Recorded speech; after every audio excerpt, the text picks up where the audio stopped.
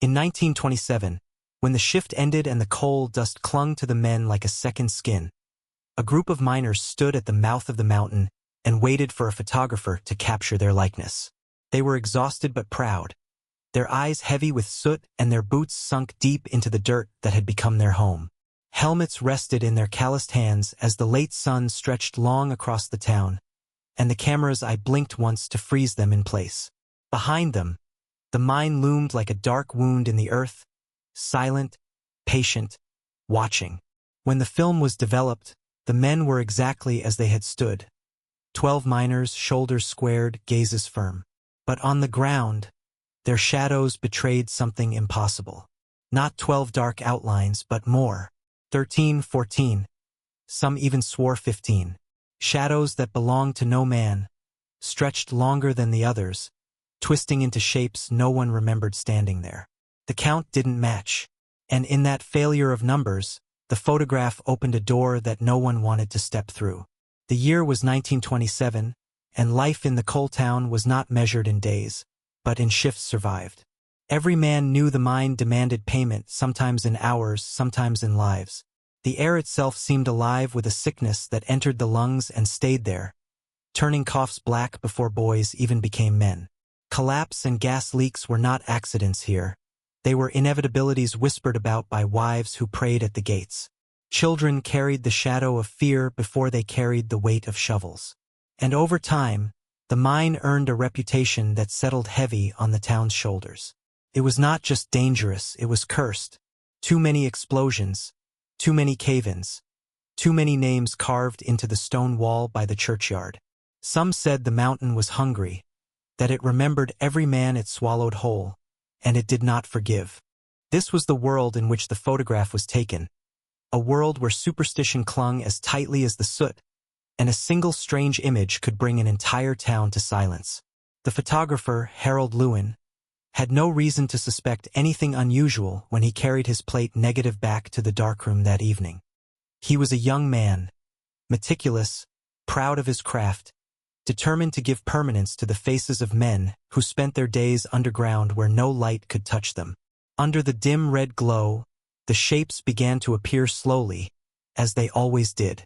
First the miners, stiff and weary, their posture revealing the burden of years beneath the earth.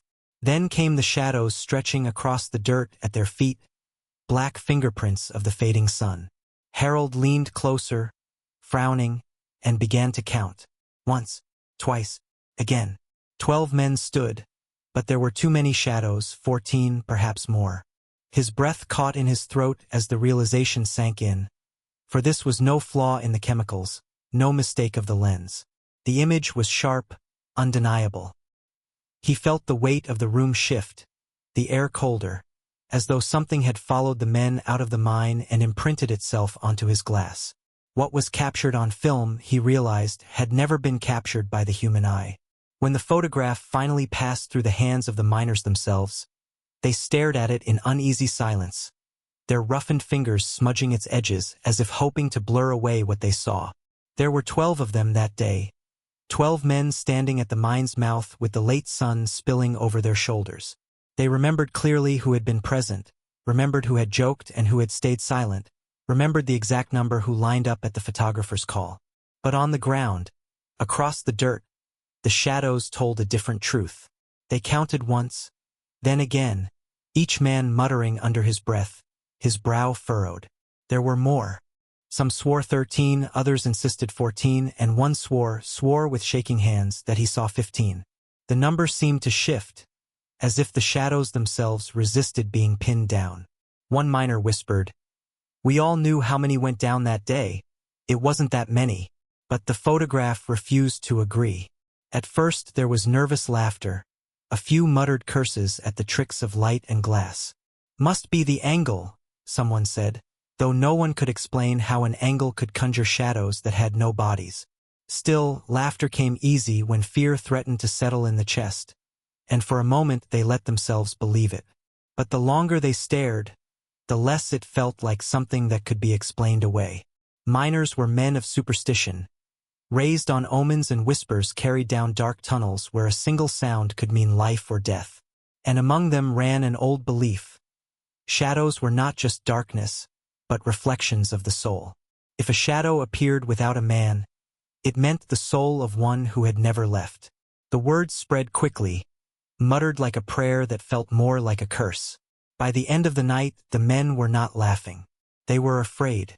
Within days, the story had slipped beyond the mine's gates and found its way into the taverns and kitchens of the town. The photograph became a subject of whispers, of eyes widening in the candlelight, of hushed tones around wooden tables where families gathered. Wives of the dead, still mourning husbands who never returned, demanded to see the image. And when they did, some claimed they recognized what the living men could not. They swore they saw familiar shapes in the extra shadows, the slope of a shoulder, the tilt of a head, the stance of a man they had buried or never found.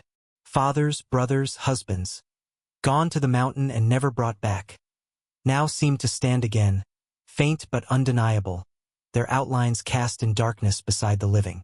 The photograph traveled from hand to hand, each new pair of eyes finding something different, each count leaving the heart colder. By the end of that week, the town no longer spoke of it openly, but the tension was everywhere, lingering like coal dust in the lungs. Some said the photograph proved what they had always believed, that the mine did not simply kill, it kept, that the dead still lingered, waiting in silence, refusing to be forgotten. Others muttered that the men who stood for that picture had not been alone, that unseen figures pressed close behind them, slipping into the frame at the very moment the shutter clicked. The dead, it seemed, had posed with the living. And once that idea took root, nothing could unmake it. Families clutched the photograph as if it held proof of something they had long suspected. The mountain never let go. The shadows were not tricks of light. They were memory. They were presence. They were men who had never left the mine. 15 years before that photograph was taken, in the bitter winter of 1912, the mountain took its first great offering. A collapse thundered through the lower shafts, a sound like the earth itself groaning as stone walls gave way. Dozens of miners were swallowed in an instant, their shouts muffled by rock and dust before they could even echo. Rescue teams clawed at the rubble for days, pulling free only a handful of broken bodies, but most remained sealed inside, buried in the dark. Mothers waited at the entrance until their lanterns died, refusing to believe the silence meant the end. Over time, the stories began. Shapes moving behind rockfalls, the echo of pickaxes long after the mine had been closed off, voices calling from tunnels that no man dared enter. They never came out, the town whispered. So they must still be down there, and when the wind rattled through the shafts at night, many swore it carried the cries of the entombed. Just 7 years later, in 1919, the mine fed again, this time with fire. Methane seeped unseen into the veins of the earth, waiting for a spark. It came without warning, a single strike of steel on stone, and then the tunnels roared like a furnace. 20 men died in an instant, the blast so fierce it blew debris from the mouth of the mine and shook windows in the town beyond. The lucky ones perished quickly. Others burned, their screams carrying through the tunnels long after the flames had died. Rescuers descended days later to find only charred remains, and many never returned at all. The strangest accounts came from survivors who swore that as they stumbled toward the surface, gasping for air, they heard voices in the smoke, familiar voices of the dead, calling their names, begging them to stay. Even when the fires cooled, men said the tunnels still whispered with those cries, echoing endlessly in the dark. From these tragedies grew a belief that the mountain was not just dangerous, it was alive. The miners began to speak of it as if it were a creature, a thing that demanded sacrifice and punished those who resisted. They said it had a hunger that could never be satisfied, that every cave-in, every explosion, every suffocating pocket of gas was not an accident, but a choice. Folklore wove its roots deep. The mountain wanted men, and it would take them one way or another. Some families refused to let their sons work there, insisting the place was cursed, but poverty left little choice. And so the cycle continued, blood and stone mingling beneath the earth. While above, the town lived in the shadow of something they could not name. The deeper the miners dug, the more it seemed the mountain demanded its due. And for every life taken, there was a whisper, a shadow, a reminder that nothing beneath that rock was ever truly gone. Older still were the stories told by those who had lived on the land long before the mine was carved. They spoke of the hollow people, figures without form who moved like shadows, lingering when the body had long since turned to dust. To see one was to know that the earth remembered you, and that the earth would take you back. These tales returned to life in the wake of each tragedy, retold around fires and in kitchens, until they bled into the fears of every man who went below ground. For some, the extra shadows in that 1927 photograph were not a mystery at all, but a warning that the mountain was keeping count, reminding them that its debt had not been paid. "The mine doesn't give back what it takes," the elders said, their voices trembling as they spoke. "Except, sometimes, in photographs." And the photograph, with its shifting shadows, felt less like a mistake and more like proof that the old stories had been right all along. Decades after the photograph was first taken, when the mine had long since closed and the town itself was little more than a scar on the mountainside, researchers returned to the image that had haunted so many. The original glass plate negative had survived, tucked away in an archive, its edges chipped but the surface intact. Experts handled it carefully, scanning the emulsion, studying the way light and shadow had imprinted themselves in silver crystals. What they found was not a trick.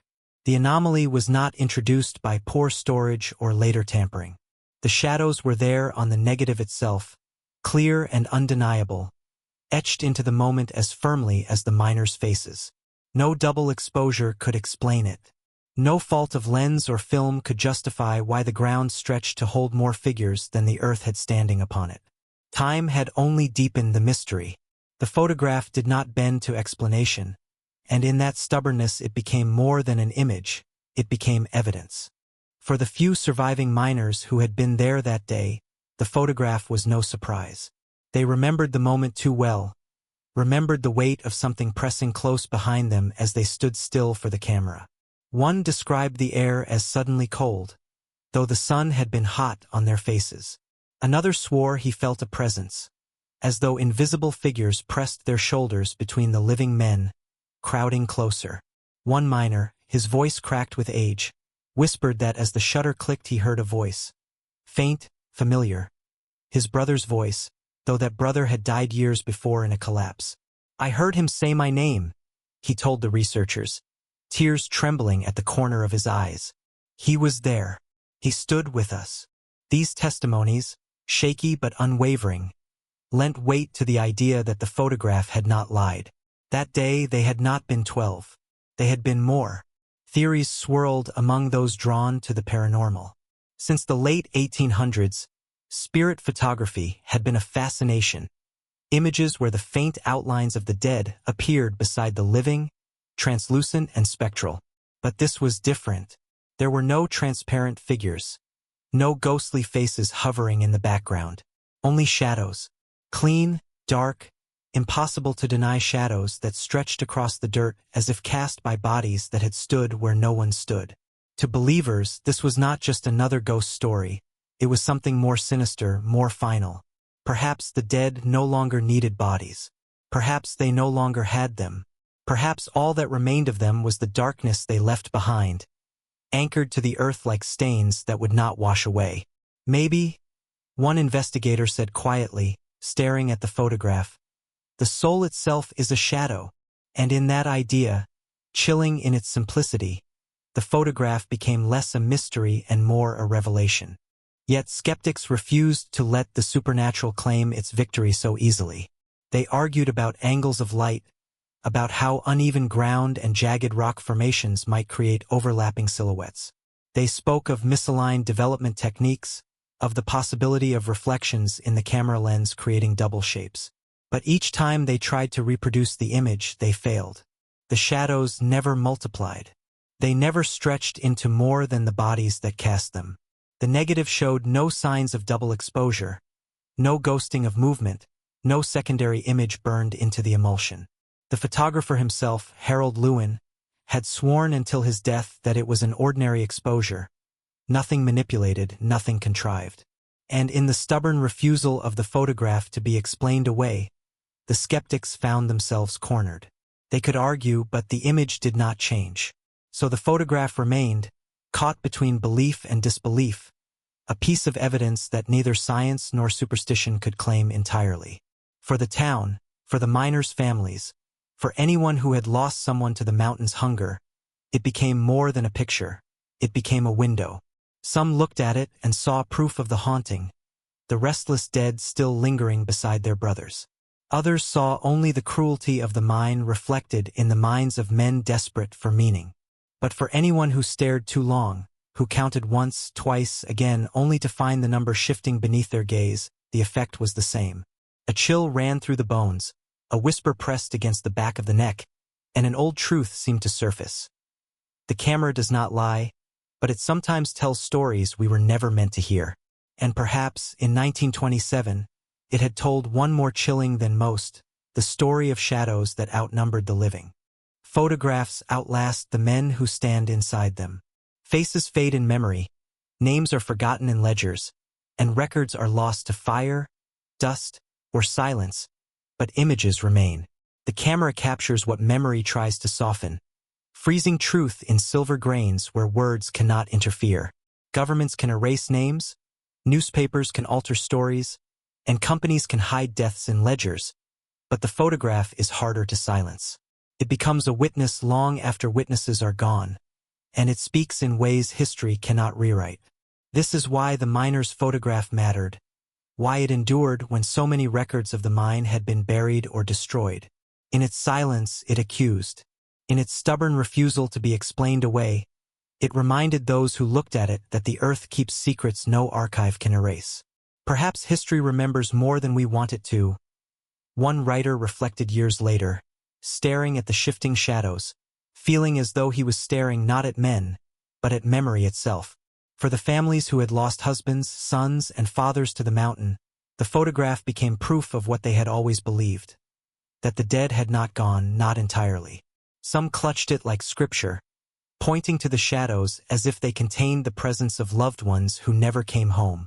For others, it was a curse, a reminder that grief could stretch its hand into the present and whisper from the past. A few miners swore they would never again allow themselves to be photographed, fearing that the camera would reveal what their eyes could not, that it would show who followed them, who stood just beyond the edges of their sight. Within 10 years, the mine itself closed, abandoned to ruin, its entrances sealed and its shafts left to collapse. But the photograph lived on, passed from drawer to drawer, from archive to archive, as if refusing to be buried. The mine was silent now, but the shadows still spoke. And so the question remained, what if shadows are not our own? What if they belong to more than just the bodies that stand beneath the sun? The photograph seemed to suggest that when the miners stood for their portrait, they were not alone, that unseen figures crowded close, pressing their shapes into the dirt, claiming their place among the living. Perhaps every shadow we cast carries more than our reflection. Perhaps it carries the memory of those who came before, those who never left, those who stand just behind us waiting to be noticed. What if the camera, in its honesty, can see what we cannot, the weight of the past stitched into the present, the dead lingering beside the living as naturally as breath? What if, when we count our shadows, we are never supposed to find the numbers match? These questions lingered in every retelling, in every gaze that lingered too long on the photograph's impossible count. The story of the miner's photograph does not end with explanation.